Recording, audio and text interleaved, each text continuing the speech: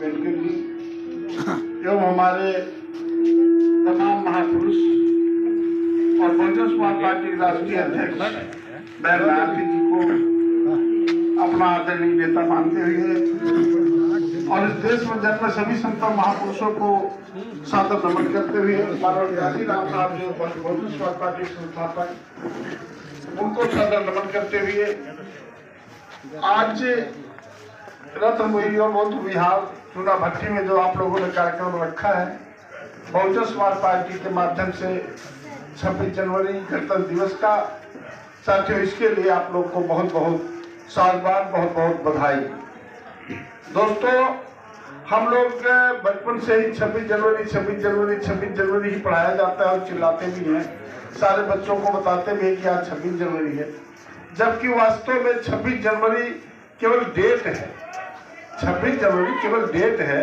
असल में इसको गणतंत्र दिवस बोलते हैं और संविधान दिवस बोलते हैं। मेन तो इसको संविधान दिवस बोलते हैं क्योंकि देश हमारा सन 1947 में आजाद जरूर हुआ था, लेकिन पूर्ण आजादी हमें सन 1950 में मिला, जब हमारा बाबा साहब का बनाया हुआ संविधान इस देश में लागू हुआ।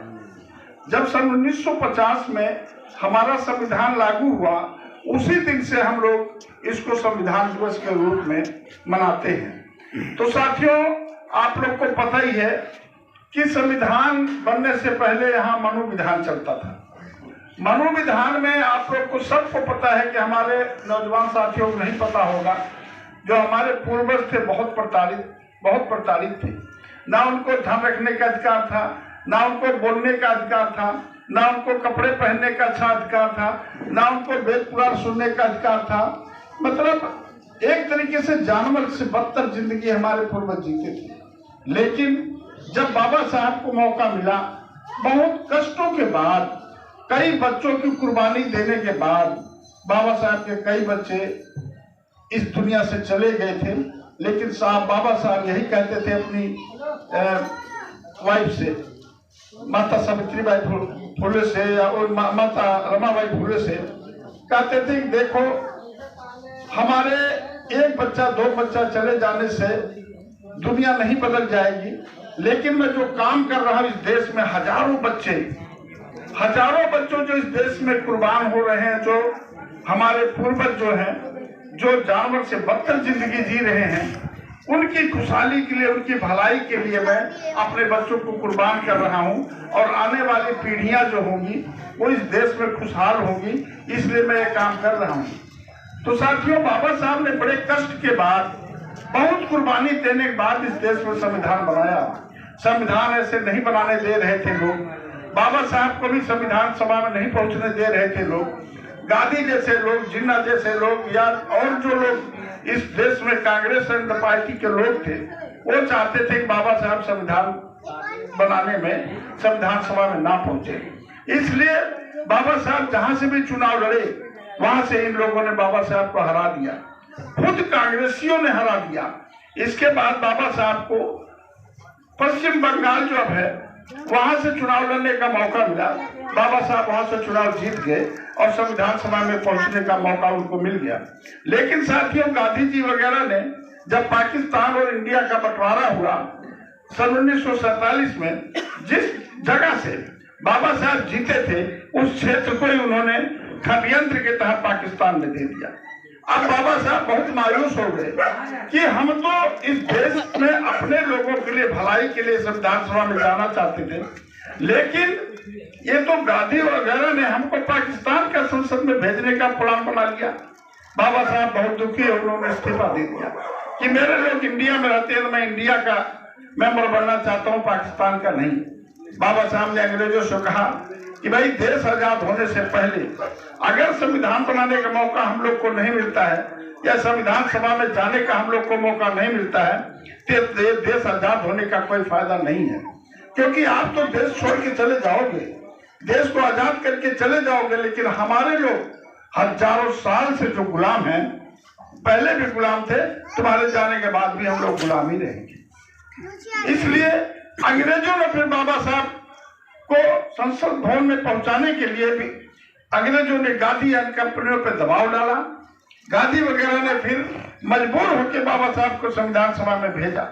और जब मौका मिला बाबा साहब को संविधान सभा में जाने का, तो आप लोग को पता ही है कि बाबा साहब ने समता मूलक समाज जो हमारे संविधान की मेन कड़ी है कि समता मूलक समाज होना चाहिए, हर धर्म का आदर होना चाहिए, हर प्राणी को जीने का अधिकार मिलना चाहिए, सबको समान शिक्षा, समान रोजगार, समान अधिकार, हर चीज का बाबा साहब ने संविधान में अधिकार दिया। उस अधिकार के तहत ही आज हम लोग के बच्चे भी पढ़ाई लिखाई कर रहे हैं, हम लोग भी जगह जगह भाषण दे रहे हैं, बोल रहे हैं, बोलने का अधिकार मिल गया, कपड़े पहनने का अधिकार मिल गया, धन रखने का अधिकार मिल गया, नौकरी वगैरह में हम लोग को अधिकार मिल गया। तो साहब ये इस सब चीजों के लिए बाबा साहब की कुर्बानी को याद करना चाहिए 26 तारीख को। और इसके बाद देश आजाद होने के बाद बाबा साहब ने संविधान तो बना के दे दिया। संविधान सभा में जब बाबा साहब ने संविधान बना के पंडित जवाहरलाल नेहरू, राजेंद्र प्रसाद के हाथ में जब संविधान दिया, उस समय बाबा साहब को बोलने का जब मौका मिला, बाबा साहब ने एक बात बहुत कड़वी बोली थी।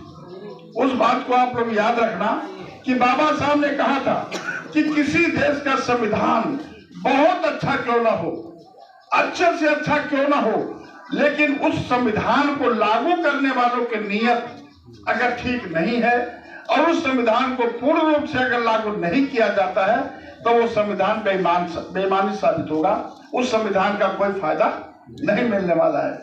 साथियों, जब इस देश में बहुत दिनों तक कांग्रेस ने शासन किया, आरएसएस के लोगों ने, बीजेपी वालों ने या तमाम दल बना के लोगों ने शासन किया और पूर्ण रूप से संविधान इस देश में लागू नहीं हुआ, मजबूर होकर बाबा साहब के सपनों को साकार करने के लिए मानवर काशीराम जी अपनी इतनी बड़ी नौकरी छोड़ करके और आजीवन उन्होंने संकल्प लिया कि मैं शादी नहीं करूंगा, धन दौलत नहीं रखूंगा और पूरे जीवन में समाज के लिए संघर्ष करूंगा।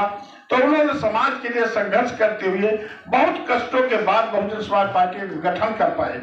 जब बहुजन समाज पार्टी का गठन हुआ तो लोग यही कहने लगे कि भाई इतनी पार्टियां थी, काशीराम जी आप किसी पार्टी में ज्वाइन कर लेते।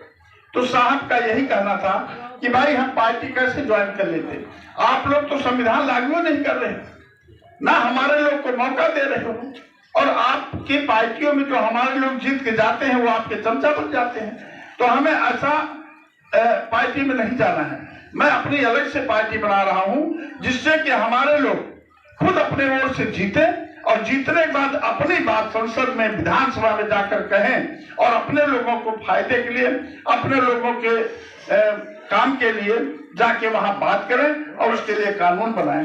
तो इसलिए साहब को मजबूर होकर बहुजन समाज पार्टी का गठन करना पड़ा।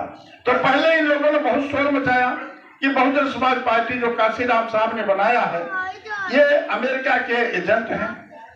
तो साहब ने कहा अगर अमेरिका के हम एजेंट हैं या कुछ बदमाश है, कुछ भी है, तो तुम्हारे पास इतनी सीबीआई है और चीजें हैं, उनसे जांच करा लो।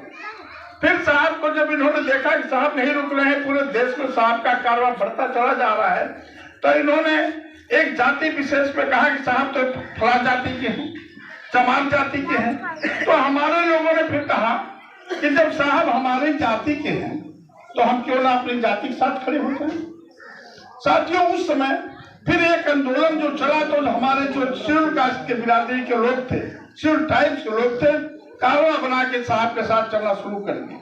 जब कारवां बना के चलना शुरू कर दिए, एक ताकत बननी शुरू हो गई, तब साहब ने कहा कि आप लोग तो तैयार हो रहे हैं, लेकिन आप लोग के साथ साथ आपका जो बड़ा भाई ओबीसी का है, जो बैकवर्ड है, और जो बैकवर्ड है, बैकवर्ड को भी तैयार करना पड़ेगा, क्योंकि बैक माने पीछे, वर्ड माने संसार में। तो जो बैकवर्ड जिनको आज लोग कहते हैं कि हम बैकवर्ड के हैं, बड़े मोछोर ताव देते हैं, तो साथियों सबसे बड़ा तो ताव नहीं देना चाहिए उनको, क्योंकि हम बैक माने पीछे, वर्ड माने संसार में। हम इंडिया में सबसे पीछे हैं, तो हर चीज में पीछे हैं। तो साहब ने बैकवर्डों को भी समझाना शुरू कर दिया, हर बिरादरी में नेता बनाना चालू कर दिया, और उनका संघर्ष ऐसा रंग लाया कि आज आपकी पार्टी राष्ट्रीय लेवल की पार्टी बन गई। आपके बहन जी ने 4 बार मुख्यमंत्री बनकर दिखा दिया कि जहां उत्तर प्रदेश सबसे बड़ा, देश का सबसे बड़ा प्रदेश है, वहाँ 4 बार मुख्यमंत्री बन के दिखा दिया। और जो काम अन्य पार्टी के लोग 15-15 साल में नहीं कर पाए, वो काम बहन जी ने अपने पूर्व शासन में 5 साल में करके दिखा दिया। तो उसी कड़ी में आज बहुजन समाज पार्टी दिल्ली में भी चुनाव लड़ रही है। तो मैं आप लोग से निवेदन करूंगा कि आपके क्षेत्र में भाई अविनाश गुप्ता जी को बहन जी ने भेजा है। अब आप लोग कई साथी ऐसे मिलते हैं जो कहते हैं कि अविनाश गुप्ता ही चुनाव लड़ रहे हैं, दूसरा कोई क्यों नहीं आया। अरे साथियों, मैं आप लोग से बहुत गुजारिश करूंगा, विनती करूंगा कि अविनाश गुप्ता जैसा साथी आपको मिलेगा नहीं। अन्य लोग तो आते हैं, चुनाव लड़ते हैं, चले जाते हैं, लेकिन एक अविनाश गुप्ता ऐसे सुख दुख में, और चुनाव हारे या जीते, सुख दुख में हर चीज में आप लोगों के साथ खड़े हैं। तो जब आपके साथ खड़े हैं तो हमारा भी फर्ज बनता है कि कंधे से कंधा मिला के हम अविनाश गुप्ता का साथ दें। और हमें अविनाश गुप्ता को नहीं देखना है। साहब काशीराम कहते थे कि आप प्रत्याशी को मत देखिए कि कौन प्रत्याशी आपका चुनाव लड़ रहा है, आपको क्यों ले देखना है कि आपके क्षेत्र में हाथी वाला झंडा घूम रहा है और आपका चुनाव चिन्ह हाथी है, तो आप हाथी को वोट दे रहे हो, अविनाश गुप्ता को नहीं दे रहे हो। तो साथियों, मैं निवेदन करूंगा कि आने वाले 5 तारीख को आप लोग जो हाथी का चुनाव चिन्ह है उसका बटन दबाएं और भारी मतों से अब की बार अविनाश गुप्ता को विजयी बनाएं। यही मैं आप लोग से अपील करूंगा। जय भीम।